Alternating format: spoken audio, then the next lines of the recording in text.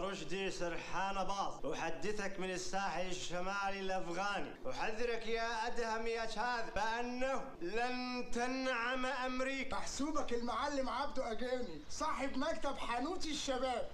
بص، الشاعر الكبير الراحل نجيب سرور كتب في قصيدة البحر بيضحك ليه جملة بتقول: مساكين بنضحك من البلوى زي الديوك والروح حلوة.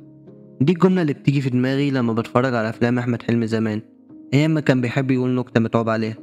مش هنتكلم عن حلمي اتكلموا كتير عنه، خلينا في الأفلام. في ناس اتكلمت على عسل أسود، ألف مبروك، فلاش، وآسف على الإزعاج، اللي اتقيم أعلى كمان من فيلم بلاك كوميدي. بس في فيلم أنا حاسه عدى كده، وبصراحة أنا حابب أتكلم معاكم عن الفيلم ده، فيلم جعلتني مجرما. أنا حاسك بتقول هو الفيلم ده فيه حاجة عشان تتقال؟ مش هكدب عليك، أنا عمري ما فكرت إن الفيلم ده فيه حاجة. أنا كل اللي في دماغي عن الفيلم ده الجوكس اللي بيقولها حسن حسني. إنه هيطلب 1000 ونص إنما مليون. وأنا كنت داخل أعمل ري واتش عادي، بس اتفاجأت إن الفيلم مختلف عن السطحية اللي أنا كنت حاطه فيها بكتير. فيلم من أول مشهد بيقولك أنا مش كده، يعمل لك إيه أكتر منه؟ في أول مشهد دخلك حنوتي، وفي آخر مشهد قالك إنك هتشوف أيام سودا. ده أنت هتشوف أيام سودا. بس في الأول أنا عبد الرحمن، ودي بحب السيم. دي بقى السحر يا بيه. المكنه دي تدور تلاقي عالم قدامك، ده بيحب وده بيكره، ده بيقتل ده بيتقتل، ده بيتولد ده بيموت، دي بتطلق دي بتزغرط. سيما يا بنت سيما. بس لما تروح النار لا، انت وكل اللي بيحبوا السينما ويروحوها. يعني انا رحت جهنم شوف كل الممثلين المشهورين هناك. طبعا بحب السيما قوي يموت.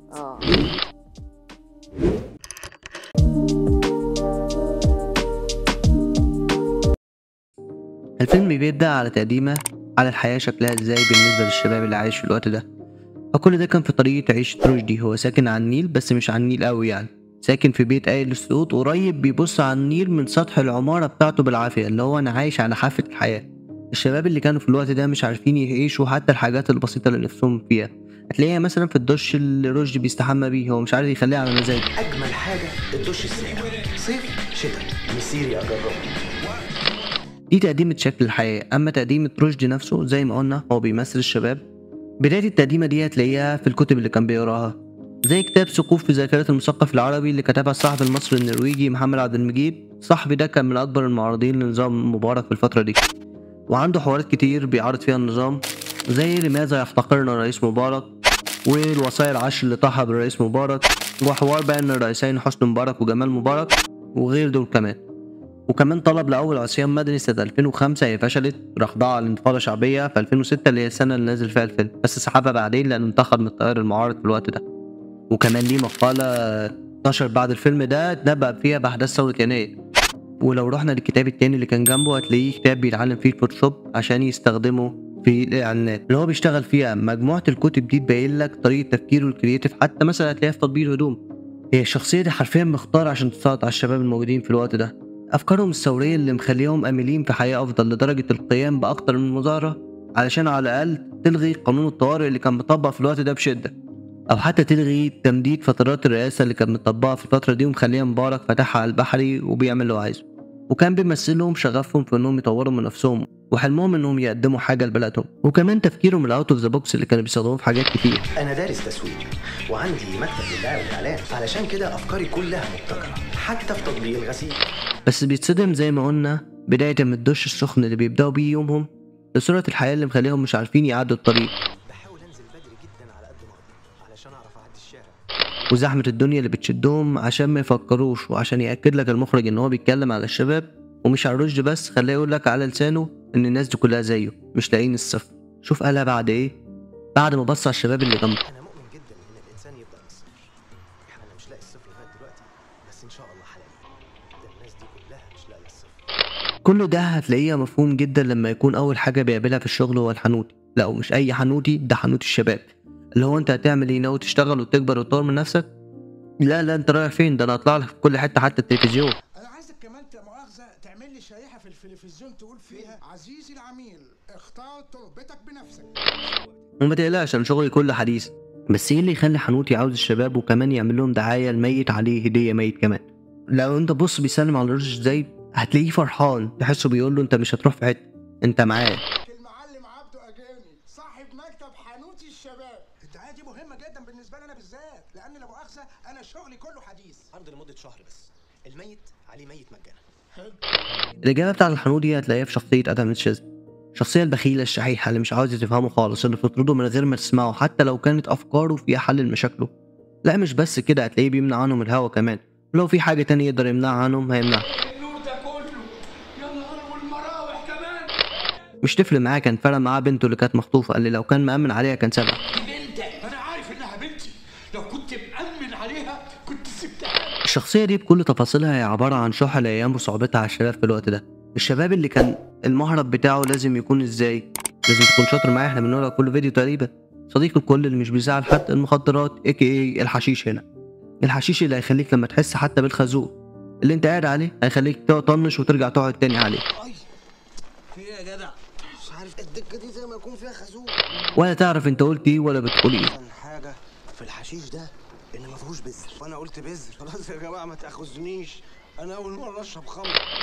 فتيجي الخبطه اللي انت فاكرها انها تفوقك من اللي انت فيه، بس لا، تطلع مجرد وقعه جديده، جروف جديد بيتحفر في الحفره اللي انت فيها علشان تفضل تنزل لتحت تحت الصفر، ما تعدوش مهما حاولت. ولا جمعه جالي شغل يالا، المكان ده وشه حلو عليا. حتى مش لازم تكون نفسك، خليك ست او حيوان. على فكره شكلك حلو وانت بديل. اعمل لك ايه؟ ما انا قلت لك ده اللي هيحصل فيك وانت ما سمعتنيش. عملت فيها محترم، مش انا قلت لك خلاص اطنشك وانت مش عاوز تسمع. خلاص هطنشك وشفتك عقل شك، انت مش متظبط كل يوم بتلخبط. بس اوعى تفكر انك ممكن تعمل حاجه والا هتلاقي نفسك على الارض ومفيش فيك حته سليمه. حتى لما تتعب وتقع باللي انت فيه مش هتقف في الحياه عليك. انت مش لسه بتتنفس وتطلع صوت؟ خلاص يبقى الضرب شغال. الحياه عمرها ما تقف، طول ما انت عايش حياتك هتلاقيها بتضرب في وشك زي القلم الجاف في الحر. رابك فين؟ مفيش في وشك مكان. ودانا فين؟ هنحبسه فوق. ماتي، ما هو بيشخر قدام. عارف ليه انا ركزت على جزئيه الضرب دي؟ لان المخرج بيكررها لك كل ما الحياه تبدا تحلى مع رشدي. بقى عنده اكتر من شغل وخلاص، شويه وهيبقى تمام، تعك فوق راسه والدنيا تتلخبط اكتر واكتر.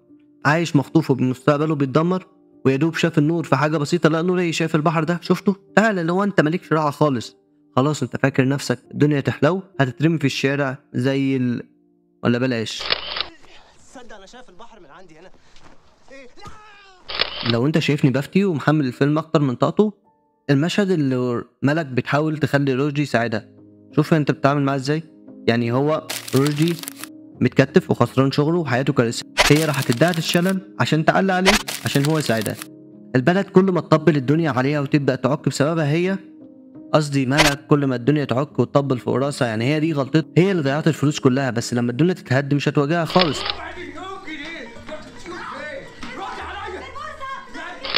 لا دي تهرب وتجيب حد تاني يشيل الشيلة عنها. هو في حد بيهرب من اهله دلوقتي؟ دي كانت موضه وبكت. خلاص مش طايقه، احنا فكرنا انك تخطفني. نعم، ده انتوا اللي خاطفيني. الموضوع متشابه انا عارف، الغريبة هتلاقيها في حاجة واحدة. كمل بيها التشابه ده. ملك هتطلب من ابوها 1,000,000 جنيه، رشدي طلب 2000 جنيه بس. 2000 بس، حط خط تحت كلمة 2000. هو كان عايزهم عشان يصلح بيهم شكل حياته، يعني هينكس بيهم البيت عشان ما يقعش، مش عشان يجمل البيت عشان يجيب اوض جديد عشان يشتري شاليه في العالمين. لا كده انا عايز 2000 جنيه انكس بيهم البيت، هرجعهم. شوف ردها عليه، قالت ان هو لئيم وطماع. والله قالت كده. ده شكله لئيم جدا، مش بعيد يكون طمعان اصلا في الفلوس. مش فاكره لما طلب مننا 2000 جنيه؟ حتى وهي بتقنعه يشيل الشيل عنها بتكذب بطريقه طفوليه، وللاسف انت بتصدقها. هو رشدي رضى في النهايه ووقع في فخ حيله ملك وقرر يساعدها، بس هو ما خدش باله انه بيدوس في الطين وانه خلاص هيفضل غرقان زي اللي غرقوا في العبار.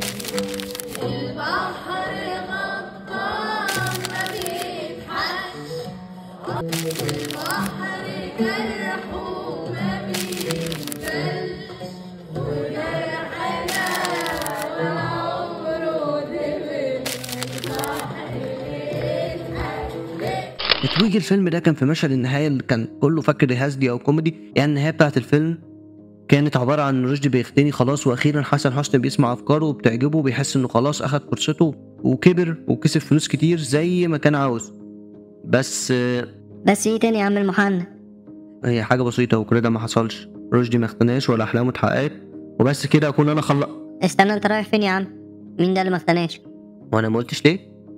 لا ما قلتش. طب بص كده، مين ده؟ اكيد مش فاكر يا عم. ده رشدي. يا عم انت تاني، انا فاكرك من ساعة همام. يا ابني انت بتتفرجش على افلام تاني؟ خلاص هشرح لك. دلوقتي المشهد ده رشدي اتقال له ان البيت بتاعه هيتهد وانه لازم يسيبه ويمشي، بس هو البيت اتهد فعلا؟ احنا ما شفناش ده بالظبط. اللي حصل هو ان المخرج خلاك تحس انك لازم تحقق حلمك، بس هل هو اتحقق؟ لا ما اتحققش، وانت كمان اختلفت عن الاول، ما بقتش شجاع زي الاول، بدليل انك المره دي كنت عايز تمشي قبل ما تقول اللي انت عايزه. مش زي الاول، يمكن عشان السنين اللي مرت والحال زي ما هو بقى الأسوأ، والايام اللي جايه ايام سودة عليك. هتشوف ايام سودة. هتفضل طول حياتك بتتعب كتير عشان تكسب كتير، بس للاسف انت بتتعب بس. وبس كده اكون انا خلصت المره دي بجد. اتمنى الفيديو يعجبكم، ولو عندكم حاجه تاني حابين تتكلموا معايا فيها انا في انتظار رايكم في الكومنتات. لو نفسك تتكلم عن فيلم تاني انا برضه حابب اسمع رايكم في الكومنتات. اهم حاجه ما تنسوش اخواننا من صالح الدعاء، لو الفيديو عجبك لايك وشير، ولو عايز تسمعني تاني في فيديوهات قديمه في جديد لسه ينزل اعمل اشتراك. سلام.